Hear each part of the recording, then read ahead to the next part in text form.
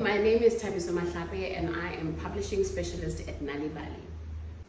My immediate priorities at Nalibali are establishing a pool of writers and creating call for writing that speaks to our strategy and what we want to improve on and what we want to put out on program level with the children that we work with. We are going to put a lot more focus into writing, workshops for writing, so training kids on writing, but also training adults on how to write for children.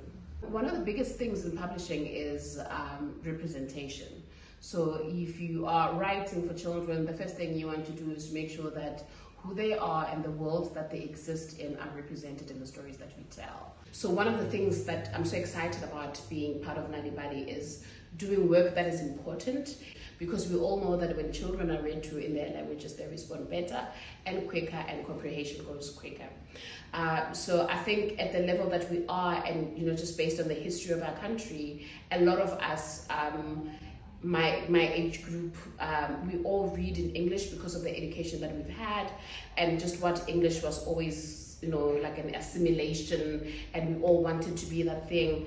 But really, we do need to make sure that our languages do not disappear, and that is where publishing comes in as a big, and probably the most important tool of archiving who we are.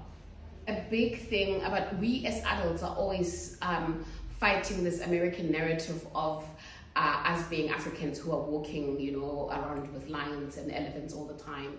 And I think we really have to put that into the books that we publish as well. You have to remember that we are global citizens, and so are our children. And one can be an African child living in a global citizen and have a story that represents that. So it does not need to be all grass and sand and all of that. It can just show like a normal everyday situation that is in Africa, but also, can I watch Cocomelon and then read this book? Am I getting the same experience?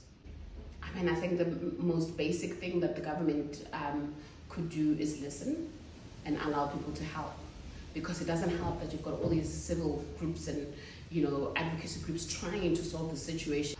It's really just listen to us. We know what we're doing. We want to help, and we understand that a country, while it must be run by government, in the end, it is a country that everyone needs to contribute to.